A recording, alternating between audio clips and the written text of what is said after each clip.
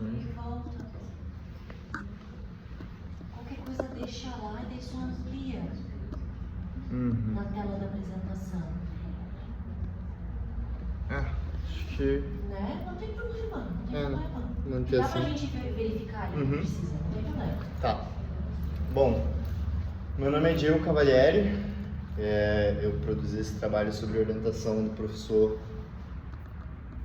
Ele tá, será que com o cabo meio sensível? Acho que não. Tá mudando sozinho.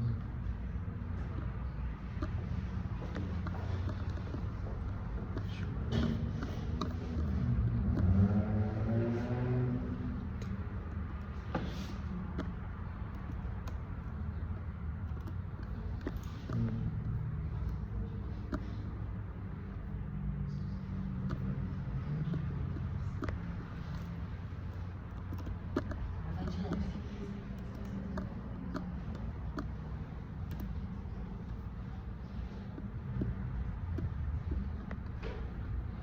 Tá. Eu vou alterando e se não der eu só sigo aqui e conduzo a apresentação normal. Então, fiz o trabalho sobre orientação do professor Marcos Vinícius, intitulado Justiça Restaurativa em Crimes contra a Dignidade Sexual, entre a utopia da reparação e os limites ético-jurídicos, né?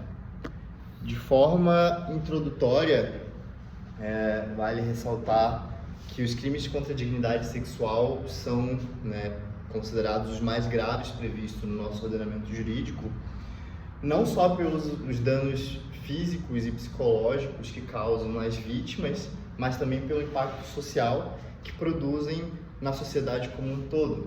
E, historicamente, a forma que o Estado responde a esses delitos é a partir de uma lógica punitivista, aquilo que a gente chama de justiça retributiva, onde a aplicação da pena é vista como a principal resposta ao delito cometido. Então, isso muitas vezes se mostra insuficiente, insuficiente para atender as necessidades reais da vítima, E especialmente em relação à vítima, que carece de um apoio psicológico, jurídico, que muitas vezes falta nesse modelo tradicional. E é justamente diante dessa limitação que surge a justiça restaurativa, como uma proposta inovadora e humanizada de lidar com o crime. Porque em vez de se concentrar somente na punição, ela busca restaurar o dano causado, promover o diálogo entre as partes e reconstruir o equilíbrio social que foi rompido com a violência. Então, trata-se de uma abordagem que valoriza o protagonismo da vítima e incentiva uma responsabilização consciente do ofensor, permitindo que ambos participem de um processo de escuta, reconhecimento e reparação. E é evidente que esse processo, essa perspectiva não exclui a justiça formal e complementa ela, até por uma visão de oferecer caminhos alternativos de resolução de conflitos que podem ser mais eficazes na promoção da paz e da reintegração social, justamente promovendo uma visão que convida a sociedade a repensar como um todo. Então, basicamente, substituir a lógica de se preocupar com a pena e com a resposta imediata e colocar a vítima no centro do processo, que é o mais importante. Você buscar reparar o dano causado, oferecer um apoio, óbvio, que feito de forma multidisciplinar, então profissionais de diferentes áreas dialogando entre si, psicólogos, advogados, assistência social, e colocar isso como principal finalidade do processo. Então, autores como Howard Zinn, que é uma referência internacional no campo da justiça restaurativa, trouxe como principais características o foco no dano e nas necessidades, onde o ponto central não é a infração da lei, mas o dano causado às pessoas e às relações, a responsabilização ativa do ofensor, a participação de todos os afetados, então vítima, o ofensor e a sociedade, e a busca pela reparação e restauração. Eu coloquei uma citação do Howard Zinn ali no canto, onde ele afirma que A justiça restaurativa é um processo que envolve, tanto quanto possível, todos aqueles que têm interesse em uma ofensa específica, para coletivamente identificar e abordar os danos, necessidades e as obrigações decorrentes dessa ofensa, a fim de curar e de colocar as coisas da melhor forma possível. Já no âmbito de autores brasileiros, que fizeram algumas críticas a esse modelo, a Erika Babini trouxe no sentido de que, embora a justiça restaurativa possa oferecer uma reparação às vítimas, existe o risco de reproduzir desigualdades de gênero se não houver protocolos específicos que considerem o contexto de vulnerabilidade. Autoras como a Mariana X, Santiago reforçaram a necessidade de reconhecer o desequilíbrio de poder entre o ofensor e o ofendido, prevenindo que o processo culpe ou intensifique os traumas da vítima. Dados do Instituto de Pesquisa Econômica Aplicada trouxeram que, dentre os crimes de natureza sexual, eles possuem baixas taxas de denúncia, acusação e condenação, e como consequência isso resulta em vítimas frustradas e criminosos que não são responsabilizados por suas condutas. Em um cenário como esse, a justiça restaurativa pode representar uma via de acesso à justiça, especialmente quando a probabilidade de instauração de outros processos é reduzida. E além disso, essa abordagem pode auxiliar as vítimas a recuperar o senso de poder que foi tirado durante a agressão, o que é especialmente relevante em casos de violência de gênero. Então, essas críticas reforçam o ponto que eu falei anteriormente, da importância de que o processo, a partir de uma lógica de justiça restaurativa, seja bem desenvolvido com diversos profissionais, com todo um amparo e uma assistência psicológica, profissionais de diversas áreas conversando entre si, né? Como principais objetivos dessa pesquisa são apresentar os fundamentos da justiça restaurativa em comparação com o modelo atual que a gente tem no Brasil, examinar os fundamentos teóricos e normativos da justiça restaurativa e, sobretudo, eu diria, refletir acerca da possibilidade de uma atuação penal balanceada que se atenha à centralidade da vítima e às garantias fundamentais do acusado. Como metodologia, foi dividida em 3 critérios, onde seriam a relevância teórica no campo da justiça restaurativa nacional e internacional, com destaque para autores como a Mariana X. Santiago, o Kay Pranis e o Howard Zir, a atualidade e aplicabilidade normativa a partir de documentos produzidos pelo United Nations Office on Drugs and Crime e o ENAJUS, e a pertinência ao contexto da discussão sobre a criminologia crítica. E o recorte temporal está concentrado em produções normativas e acadêmicas publicadas entre a década de 90 e 2025. Afinal, foi nesse período em que o conceito de justiça restaurativa teve maior incorporação no debate acadêmico e jurídico, né? Tendo como principal expoente no mundo inteiro a Nova Zelândia, sendo referência no processo de justiça restaurativa para o resto do mundo. Considerações finais. Tendo em vista que foi analisado no trabalho, fica evidente que o Brasil, no modelo institucional vigente, precisa de discussões profundas sobre a utilização da justiça restaurativa em crimes como violência sexual. É evidente que tem muito debate e muito trabalho que precisa ser realizado para que seja viável essa aplicação hoje no Brasil. Até porque não tem como assegurar que a aplicação estruturada hoje, sob parâmetros somente jurídicos, possa evitar a revitimização da pessoa ofendida. E, paralelamente, isso também não justifica inviabilizar o acesso à justiça restaurativa por parte da vítima. E essa proposta restaurativa, em essência, admite a utilização desses conflitos de menor gravidade até delitos de alta complexibilidade, permitindo a aproximação voluntária entre indivíduos envolvidos em uma situação de animosidade gerada por determinada conduta. E é nesse espaço, cada parte pode expor sua perspectiva sobre o ocorrido, visando alcançar um consenso a respeito de como o problema deve ser solucionado e qual seria a resposta mais justa para esse caso. Bom, considerações finais. Eu agradeço a todos que me ouviram e que têm interesse em refletir sobre um tema como esse. Tem os meus contatos ali no canto. É isso.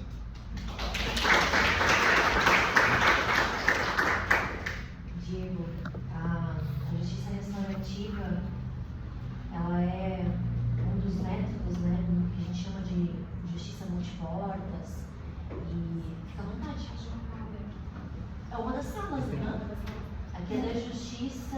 violência e justiça social. Tá bom, bem-vindo. Pode usar aqui. Pode. Acho que talvez o pior de você. Tema. É muito. Não, pode falar. Pode. Não, eu não vou falar nada de. Não, vou pra outra. Tá bom. Obrigada. Tchau. Então, a justiça restaurativa, esse método, né, é um dos métodos que vem se espalhando agora de multiportas, assim como conciliação, mediação, arbitragem, negociação, direito sistêmico, a gente tem vários hoje. E a justiça restaurativa realmente veio, como você disse, Nova Zelândia e outros países, Canadá também. No Brasil, hoje a gente já tem resolução do CNJ, a gente já tem manual de utilização, já está uma coisa muito mais sedimentada, né? O Brasil hoje é considerado, à vontade, a gente pode chegar, já é hoje considerado realmente um padrão, né? Um lugar reconhecido para esse uso. Mas é importante dizer que deve ser algo obrigatório, né, Diego? Sim. Então, assim, as partes têm que realmente concordar, especialmente nesse caso que tu traz de crimes contra a dignidade sexual. Né? Não dá para ser uma coisa forçada. Né? Então, tem que ser realmente algo que todas as partes envolvidas queiram, né? Eu busquei colocar no trabalho justamente sobre isso ser uma opção, de não negar esse acesso para as vítimas. Né? Justamente quando eu afirmo sobre ser uma forma alternativa, então é justamente esse o objetivo do trabalho, questionar a viabilidade da aplicação da justiça restaurativa no Brasil. Quais seriam os limites, até onde dá para ir, até onde é ético utilizar essa abordagem. Então é sobre possibilitar esse acesso, né? Oferecer essa via até para a própria vítima e para a resolução do conflito em si. Eu não sei o nome do trabalho, né? Porque eu só estou vendo as apresentações, mas um autor assim que tu não pode deixar de citar, talvez tu tenha citado na parte escrita, é o Daniel Achuti, né? Que é brasileiro, ele que trouxe a ideia da justiça restaurativa para o Brasil. Então, ele é um precursor, se não me engano, ele é do Rio Grande do Sul. E eu também não percebi no teu trabalho, mas fica também, talvez tu tenha escrito isso, ou fica de sugestão para quando tu aprofundar, trazer exatamente os métodos, né, da justiça restaurativa, os círculos de paz, os círculos restaurativos, os grupos reflexivos dos homens eventualmente que cometeram algum crime. Então acho que é bem bacana trazer os métodos. Agora uma pergunta mais pessoal. Você está em qual fase? Na sexta. Na sexta, então semestre que vem tu vai estar escrevendo teu projeto de pesquisa, né? Tu pensa em avançar nesse tema? Considera? Se tu considerar, é um tema que me interessa muito, tá? Se tu quiser considerar, de repente, se orientar também muito esse tema, fico bem contente. Se quiser, é um tema que me interessa bastante. Tá? A gente pode conversar muito. Sim. Gente, alguém quer fazer alguma contribuição a respeito do tema? Claro, à vontade. O Daniel, a gente é da PUC.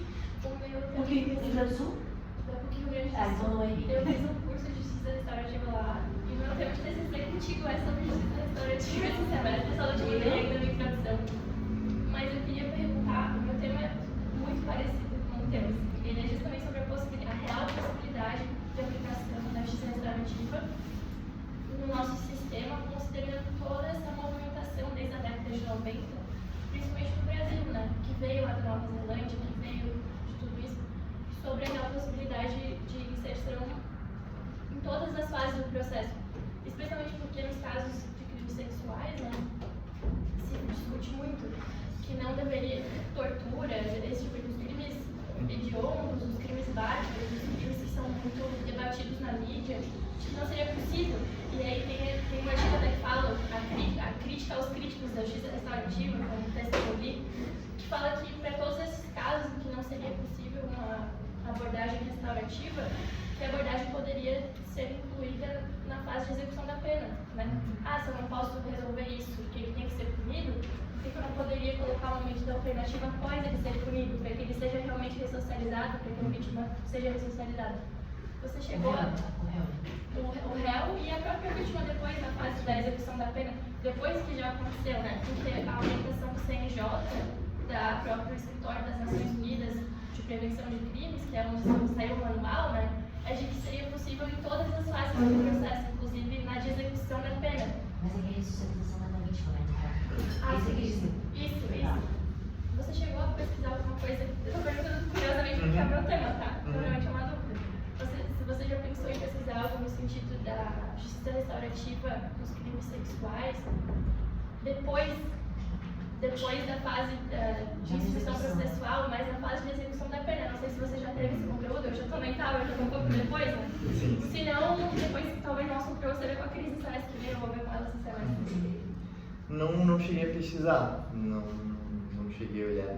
Mas o que eu vejo sobre o diálogo da justiça restaurativa é que é muito difícil pensar nessa lógica por diversos fatores, até de fatores psicológicos, até de condição social. Porque sempre que ocorre um dano ou ocorre uma infração, desde criança, todos nós somos condicionados a pensar primeiro na punição.